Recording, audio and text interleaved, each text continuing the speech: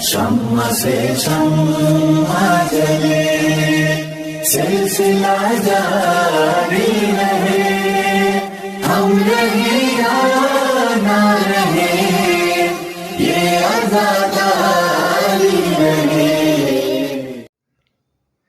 बिस्मिल्लाहिर्रहमानिर्रहीम। सलामुन अलैकुम नाज़रीन, मैं समाना अली आब्दी आप तमाम का इस्तकबाल करती हूँ अपने यूट्यूब चैनल नबाए हक़ में, और आपसे गुफ्तगू करना चाहूँगी आज इमाम हुसैन अलैहिस्सलाम की फ़र्श अज़ा पर जो मजलिस का एहतमाम किया जाता है उसकी हुर्मत के सिलसिले से, कि इमाम हुसैन अलैहिस्सलाम ने यज़ीद पलीद से कहा था कि मुझ जैसा तुझ जैसे की बैत कभी नहीं करेगा।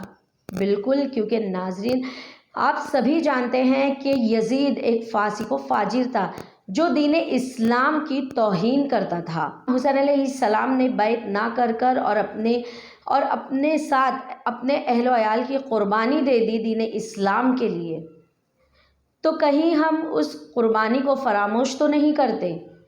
कहीं हम फ़र्श अज़ा पर कोई ऐसे अमल अंजाम तो नहीं देते जिससे फ़र्श अज़ा की या इमाम हुसैन अलैहिस्सलाम की मजलिस की, उनके गम की हुर्मत कम हो जाती है?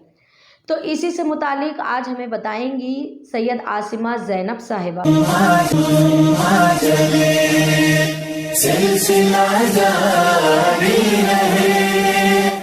अज़ीज़ान, जैसे ये सवाल किया गया मुझसे कि फ़र्श अज़ा पर इस तरह की चीज़ें करना, जो जैसे जश्न जैसे प्रोग्राम्स को ऑर्गेनाइज़ करना, लकी ड्रॉ रखना या इस तरह का, देखिए बहुत सी चीज़ों को हराम और हलाल के पैमाने पर नहीं तौला जा सकता है, लेकिन आप देखें कि हर चीज़ का अपना एक मकाम, अपना एक तरीक़ा होता है। यानी जैसे माह मुहर्रम में हम काला लिबास पहन लेते हैं, चाहे किसी रंग का भी पहनिए। अगर आपका दिल गमज़दा है, अगर आपका दिल गमगीन है, तो रंग से कोई फ़र्क नहीं पड़ता। और अगर इंसान अंदर से कोई गम नहीं महसूस कर रहा, उसे इमाम हुसैन से कोई माज़ल्ला खुदा न खास्ता कोई मतलब नहीं है या उनकी क़ुरबानी का कोई एहसास नहीं, तो लाख काले लिबास पहने। क्या वो अल्लाह की बारगाह में कोई हैसियत और अहमियत रखता होगा? नहीं रखता होगा। लेकिन हम क्या करते हैं, ये काला लिबास, ये मजलिसें, ये मातम हमें बार बार याद दहानी कराती है ये कौन से अयाम चल रहे हैं, ये कौन से दिन चल रहे हैं, और हमें आपस में एक दूसरे से कनेक्टेड रखती। तो इसका मतलब ही क्या हुआ कि कुछ चीज़ों के लिए कुछ तरीक़े, कुछ तर्ज, कुछ अंदाज बनाए गए। उसी तरह मजलिस अज़ा के कुछ आदाब हैं और महफिल के कुछ अलग आदाब हैं।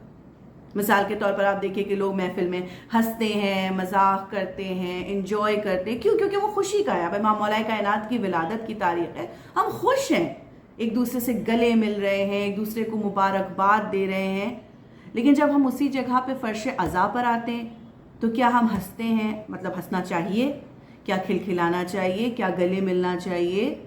आप देखें कि हमारे घर में किसी बच्चे की अगर माह मुहर्रम में विलादत हो जाए तो लोग मुबारकबाद नहीं देते, खुशी का मौका है, लेकिन अहले बैत के गम को उस पर मुकद्दम करार देते हैं।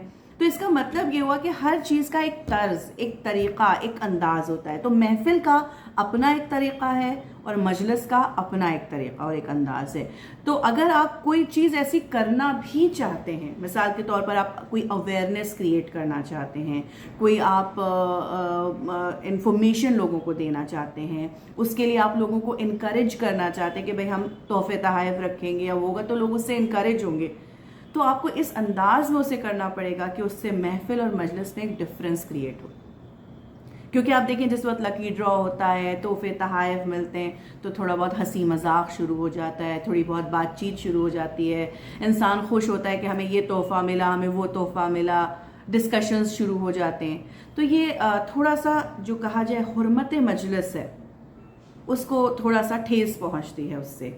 तो मैं ये नहीं कहती कि लोगों को इनकरेज ना किया जाए, लोगों को आगे बढ़ने की तरगीब ना दी जाए, लेकिन कुछ चीज़ें जैसे अब आप देखिए कि तरीक़ा हो गया है कि सोज सलाम पढ़ा जाता है, मरसिया पढ़ा जाता है, तो हम महफिल में तो मरसिया नहीं पढ़ते ना, महफिल में तो सोज सलाम नहीं पढ़ते ना। کیوں؟ اس لیے کہ وہ خوشی کا موقع ہے، تو اس وقت ہم قصیدے پڑھتے ہیں، منقبتیں پڑھتے ہیں، فضائل پڑھتے ہیں جو اہل بیت کے بیان ہو سکے. تو اس میں حرام اور حلال جیسی کوئی بات نہیں ہے، لیکن آپ خود تصور کیجئے کہ اگر آپ اپنی کسی دوست کے احباب کے گھر جائیں جس کے باپ کے انتقال کی تاریخ، میں یہ نہیں کہتی کہ اس کے انتقال کا دن ہے، اس کے مان لیجیے کسی عزیز کے انتقال کی تاریخ ہے، اور وہ آپ اس دن گھر جائیں اور اس دن وہ کوئی جشن رکھے ہوئے ہو یا کوئی ایسی تقریب رکھے ہوئے ہو، ہنسی مذاق کر رہا ہو، تو آپ کو تھوڑا عجیب لگے گا کہ آج مطلب ان کے والد کے انتقال کی تاریخ ہے یا والدہ کے انتقال کی تاریخ ہے اور یہ ہنسی مذاق ہو رہا ہے، باتیں ہو رہی ہیں، تو معیوب لگے گا. اسی طرح ہم تو یہ کہتے ہیں کہ اہل بیت اطہار پر، امام حسین پر ہمارے ماں باپ قربان ہو جائیں.